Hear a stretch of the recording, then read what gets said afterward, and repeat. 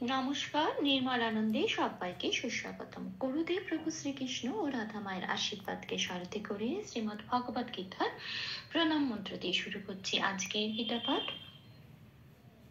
শ্রীকৃষ্ণ হৃদয়ং গীতা সংসার মলনাশিনীম জ্ঞানং ভুক্তি মুক্তি দাত্রীম গীতা দেবীম নমস্তুতে। ওম নমো ভগবতে বাসুদেবায়। ওম নমো ভগবতে বাসুদেবায়। ওম নমো ভগবতে বাসুদেবায়।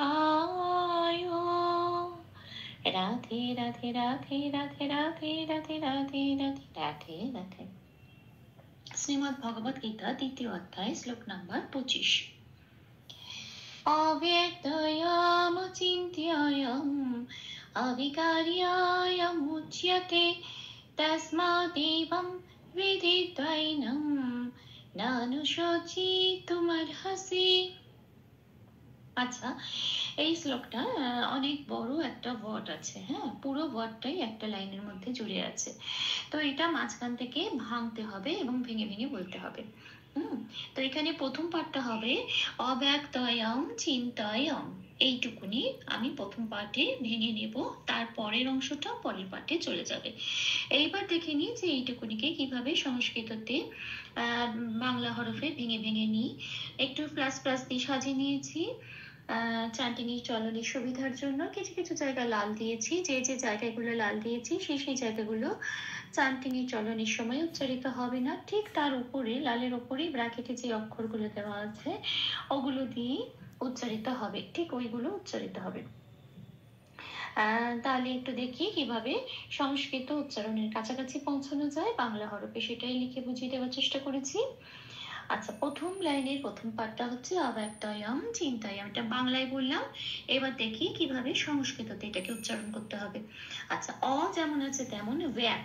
বজ্রফলে একটু লাল দিয়েছি কারণ পাশের ক্যালেন্ডারে 1 নম্বরে তালিকাভুক্ত করে দেওয়া আছে জ কে ওরা হর্ষই প্লাস অন্তস্থ বলে, এবং 2 নম্বরে তালিকাভুক্ত করে দেওয়া আছে ব কে ওরা ও প্লাস অ বলে সংস্কৃততে। এখন বটা তাহলে উচ্চারণ হবে কি ওয়া বলে, সেই জন্য বয়ের জন্য ও প্লাস অ পরে লিখে দিয়েছি। আর জফলা মানে হচ্ছে হর্ষই প্লাস অন্তস্থ, মানে বয়ের সাথে, তার মানে ও আর অ এর সাথে ওয়াই সাথে হর্ষই প্লাস অন্তস্থটা পড়িয়ে দিলে যে উচ্চারণটা বেরিয়ে আসবে বিয়, ঠিক সেই উচ্চারণটা হবে ইয়ক। হ্যাঁ, এটা হবে ও দিয়ে বলতে হবে। বটা না বলে বলবো ওয়া, আর জফলার জন্য বলবো ইয়। এরকম। আচ্ছা, তাহলে হলো অব্যাক। আচ্ছা, ব্যাক কেন হলো? কারণ তার পরটা যুক্ত অক্ষর আছে, কয় তয় ওকার আছে। যুক্ত অক্ষরকে সংস্কৃত চান্টিনের সময় একটু ভেঙে ভেঙে বলতে হয়। তাহলে কয় তয় ওকার আছে, কটা প্রথমে আছে, হসন্ত লাগিয়ে কটাকে বের করে নিলাম। যখনই কয় হসন্ত লেগে গেল সেটা আর পূর্ণরূপে উচ্চারিত হবে না। কি রূপে উচ্চারিত হবে? অর্থরূপে। অর্থরূপে উচ্চারিত হবে মানে কটা আগের অক্ষরের সাথে জুড়ে উচ্চারিত হবে, মানে ওয়াক। এরম ভাবে বয়ের সাথে বজাপালার সাথে জুড়ে উচ্চারিত হবে ব্যাক। এটা হলো। আচ্ছা, কটা বেরিয়ে এসেছে, তয় কটা পড়ে আছে, যেমন আছে তেমন ব্যক্ত। আচ্ছা, এইবারে যে অক্ষরটা আছে হয়ের মতো দেখতে, কিন্তু ওটাকে বলে অবগ্রহ, কারণ ওটার মাত্রা নেই। যখনই হয়ের এরম মাত্রাবিহীন হ থাকবে সেটাই হবে অবগ্রহ। এই অবগ্রহটার কাজ হচ্ছে আগের যে অক্ষরটা আছে তার এক মাত্রা বাড়িয়ে দেওয়া, তাকে এমফাসিস করা। যেমন আমরা বলি নমস্তুতে, নমো বলে যে টানটা দিই সেটা কিন্তু অবগ্রহেরই কাজ।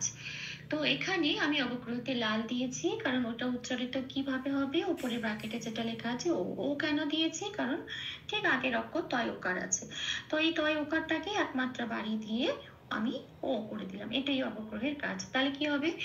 অব্যক্ত এটা। এই যে টু, এখন আমি কেটে কেটে বললাম, কিন্তু এটা চান্টিংয়ের সময় টু বলে দিতে হবে। টু, এই যে টু বলে দেবো, ওটা অবগ্রহটা আর আলাদা করে বোঝা যায় না, ওটা থেকে এসে যায় কি টু, এটা অবগ্রহ। অব্যক্ত। আচ্ছা, তারপরে আছে অম। হ্যাঁ, ওয়ামটা যেমন আছে তেমন এটা কিন্তু ওয়াম। ওয়াম বলতে পারবো না কারণ ময় হসন্ত নেই। ওয়াম, অব্যক্ত ওয়াম। ওয়াম। আচ্ছা, অন্তঃস্থকে ওয়া উচ্চারণ করে ওরা। হ্যাঁ, ইয়ম। অব্যক্ত ইয়ম, এটা। তারপরে আছে চিন্তয়, আবার একটা অবগ্রহ, তারপরে আবার অম। হ্যাঁ, এবার চিন্তয়ে নয় তয় জফলা ওকার আছে। হ্যাঁ, তো নটাকে সবার আগে বার করে নিলাম হসন্ত লাগিয়ে। কার সাথে জুড়ে উচ্চারিত হবে? যেহেতু হসন্ত লেগে গেছে, আগের অক্ষর জয়সের সাথে জুড়ে উচ্চারিত হয়ে কি তৈরি করলো? চিন।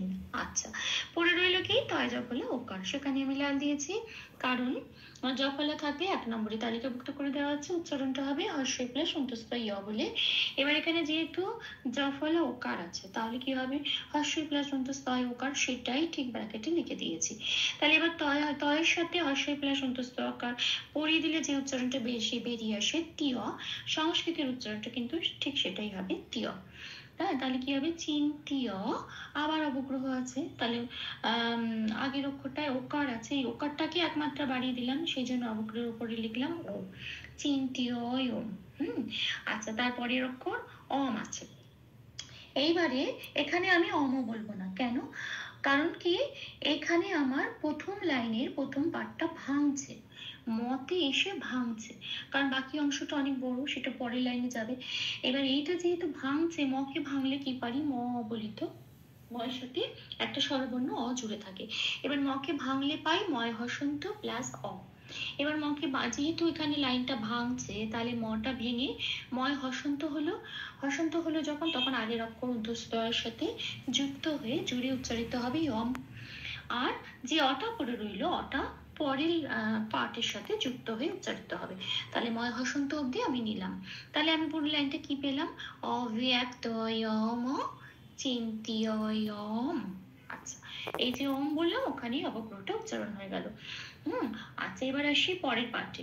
পরের পাঠে আমার আগের অক্ষরের সাথে কি ডিউ ছিল? অটা ডিউ ছিল। হ্যাঁ, মানে ময় হসন্তটা লেগে গেছিল, বাকি ছিল অটা। অটা দিয়ে এবার আমি শুরু করব। অবিকার্যয় মূর্জতে, এটা বাংলায় বললাম, দেখি এটা কিভাবে সংস্কৃততে ভেঙে পড়বো। আচ্ছা, বি আছে। হ্যাঁ, অটার থেকে শুরু করছি। বি আছে বয় হস্যই, বটাকে আমরা কিভাবে উচ্চারণ করি? 2 নম্বরে তালিকাভুক্ত করে দেওয়া আছে, ও প্লাস অ। এবার যেহেতু বি আছে, ওই জন্য ব্র্যাকেটের উপরে লিখে দিয়েছি ও প্লাস হস্যই ভি। তো অভি। আচ্ছা, এইবারে আছে কার্য, অন্তস্থ জয় রেপ ওকার। রেফের জন্য কি হবে? 3 নম্বরে তালিকাভুক্ত করে দেওয়া আছে, বয় শূন্য রয় হসন্ত। হসন্ত যুক্ত অক্ষর, কাজে এটা আগের অক্ষরের সাথে জুড়ে কয়াকারের সাথে জুড়ে উচ্চারিত হবে কার। তাহলে বিকার হলো, অন্তস্থ জয়টা ফ্রি হয়ে গেল। এবার অন্তস্থ জয় ওকারটাকে কিভাবে উচ্চারণ করব?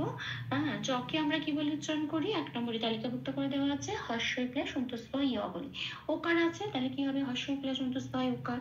তাহলে এবার অন্তস্থ জয়ের সাথে হর্ষই প্লাস অন্তস্থ ওকারটা পড়িয়ে দিলে যে উচ্চারণটা বেরিয়ে আসে জিয়, ঠিক এই উচ্চারণটা সংস্কৃততে করতে হবে, জিয়। হ্যাঁ, এবারে পরের অক্ষরে আছে অবগ্রহ। অবগ্রহ মানে এখানে যেহেতু ওকার আছে, জয় ওকার আছে, ওই ওকারটাকে একমাত্রা বাড়িয়ে দিলাম, সেই জন্য অবগ্রহের ওপরে লিখে দিলাম ও। তাহলে আমার কি হলো? অবিকারিয়। হ্যাঁ, আচ্ছা, এখানে ইয়, তারপরে আবার আছে অম। অবিকারিয়ায় অবগ্রহটা হয়ে গেল। তারপরে আছে অন্তস্থ একটা অ উচ্চারণ হবে, তারপরে মুচ্চতে। হ্যাঁ, এবার অ আর মুচ্চতে, মুচ্চতেতে চয় জফলতা মহেশ্বটা যেমন আছে তেমন, অটা অবলি উচ্চারণ করতে হবে অন্তস্থয়, মহেশ্ব যেমন আছে তেমন মু। চয় জফলে লাল দিলাম, কারণ জফলে মানে ওখানে 1 নম্বরে তালিকাভুক্ত করে দেওয়া আছে, হর্ষই প্লাস অন্তস্থ ই উচ্চারণ হয়। তাহলে এবার চয়ের সাথে হর্ষই প্লাস অন্তস্থ পড়িয়ে দিলে যে উচ্চারণটা বেরিয়ে আসে চিয়, ঠিক সেই উচ্চারণটা হবে চিয়। হ্যাঁ, আর এটা যেমন আছে তেমন। আচ্ছা, এখানে একটা কথা বলে রাখি, যে এখানে অনেকগুলো এই অবিকারিয়, আবার অবগ্রহের জন্য ও, অন্তস্থয়ের জন্য উচ্চারণ ও, আবার অবগ্রহের জন্য উচ্চারণ ও, ওটা এক মাত্রা বেড়ে গেছে। আবার অন্তস্থ আছে, তার মানে ওটাও একটা অ। তো এই এতগুলো তো আমি কি এরকম কেটে কেটে বলবো না। এখানে সবাই একটা জিজ্ঞাসা করে যে তাহলে এতগুলো কিরম হলো, ওটাকে টেনে দিতে হয়। যেমন নমো স্তুতি বলে টেনে দিলাম, নমো এরকম করে তো বলি না, না, নমো বলে টেনে দিলাম। এখানেও ঠিক সেরকম ভাবে উচ্চারণটা হবে। অবিকারীয়, এই যে ও বলে টেনে দিলাম, ওখানে অবগ্রহটা ঢুকে গেল। অবিকারীয় অম। হ্যাঁ, তারপরে আবার একটা অ বলবো, অবিকারীয় ইয়ম। এবার একটা অ বললাম, এবার মুচিয়াতে, অবিকারীয় মুচ্যতে, অবিকারীয় মুচ্যতে, এরকম। হ্যাঁ, আচ্ছা, এবার আসি পরের লাইনে। পরের লাইনে আছে তসমাদ এবং বেদিতাইনাম, এইটুকুনি একটা পাঠ। হ্যাঁ, প্রথম পাঠটা। এবার 10 মাতা যথারীতি একটু ভেঙে নিয়েছি। দন্তের স্বরটা আগে আছে, হসন্ত লাগিয়ে বাইরে বের করে এলাম, তয়ের সাথে জুড়ে উচ্চারিত হলো 10। আচ্ছা, মাটা যেমন আছে পড়ে রইল সেরকম, দেটা যেমন আছে সেরকম, বং আছে। বঙের ক্ষেত্রে কি হয়, ব তো উচ্চারণ করতে পারবো না, লাল দিয়েছি, ও প্লাস অ হিসেবে লিখে দিয়েছি। এবার আছে অনুস্বর। অনুস্বর থাকলে শব্দের শেষে কি উচ্চারণ হয় 4 নম্বরে তালিকাভুক্ত করে দেওয়া আছে, ময় হসন্ত দিয়ে প্রতিস্থাপিত হয়ে যায়। তাহলে এখানে হবে কি, ময় হসন্ত, তাহলে বম। কি বলবো, বং বলবো না, বম, বংটা বাংলায়। আর তাহলে হবে তসমা দেবম, ব বলতে পারবো না, ও প্লাস অ, তসমা দেবম, এটা। তারপরে অক্ষরে আসি বেদিতাই নাম, এখানেও একই রকম, বিদকাকে কি বলবো, ও প্লাস অসে ভি, দায় হস্যই হয়ে গেল। তাইতে আমি একটু লাল দিয়েছি কারণ নিচে ব আছে, ওটা একটু প্রকটভাবে উচ্চারণ করতে হবে, ও প্লাস অ ব, তাহলে হবে ত্বয়ী, ত্বয়ী নাম। অনুস্বর আছে শেষে, শব্দের শেষে 4 নম্বরে তালিকাভুক্ত করে দেওয়া আছে, ময় হসন্ত দিয়ে অনুস্বরটা প্রতিস্থাপিত হয়ে নাম তৈরি হলো। তাহলে কি পেলাম, তসমা দেবম বেদি ত্বয়ী নাম, এটা। এবার আসি পরের পাঠে, নানু সচতি মারহাসি, এটা আমি বাংলায় বললাম, এবার দেখি এটা সংস্কৃততে কিভাবে ভাঙবো। আচ্ছা, শুধু ছন্দের সুবিধার জন্য প্লাস প্লাস দিয়ে একটু লিখে নিয়েছি, আর কিছু নয়। আচ্ছা, না যেমন আছে তেমন, নু যেমন আছে তেমন, শো যেমন আছে তেমন, চি যেমন আছে তেমন, তু যেমন আছে তেমন, শুধু ময় রেপ আছে। এখানটায় রেপের জন্য 3 নম্বরে তালিকাভুক্ত করে দেওয়া আছে, বয় শূন্য রয় হসন্ত হয়, এবং যখন হসন্ত লেগে গেছে আগের অক্ষরের সাথে জুড়ে, ময়ের সাথে জুড়ে উচ্চারিত হলো মর। এবার হটা ফ্রি হয়ে গেল, এবার হটা পুনরূপে উচ্চারিত হলো হ, আর সিটা যেমন আছে তেমন সি। যন্ত্রের স্বরে, আর এখানে সংস্কৃততে সারেগামা পায়ের যে সটা আমরা উচ্চারণ করি সা, ঠিক সেই সটা এখানে উচ্চারণ হয় সি। সি হয় না, সি, এরকম। নানু সচতি তোমার হাসি, এটা। আচ্ছা, ভুল ত্রুটি ক্ষমা করে দেবেন, অনুশীলনের সুবিধার জন্য 3 বার করে চান্ট করে দেওয়ার চেষ্টা করলাম। অব্যক্তয়ম চিন্ত্যয়ম অবিকার্যয়ম উচ্যতে তস্মাদেবং বিদিত্বৈনম নানুশোচিতুমর্হসি। অব্যক্তয়ম চিন্ত্যয়ম অবিকার্যয়ম উচ্যতে তস্মাদেবং বিদিত্বৈনম নানুশোচিতুমর্হসি। অব্যক্তয়ম চিন্ত্যয়ম অবিকার্যয়ম উচ্যতে তস্মাদেবং বিদিত্বৈনম নানুশোচিতুমর্হসি। রাধে রাধে রাধে রাধে রাধে রাধে রাধে রাধে রাধে রাধে।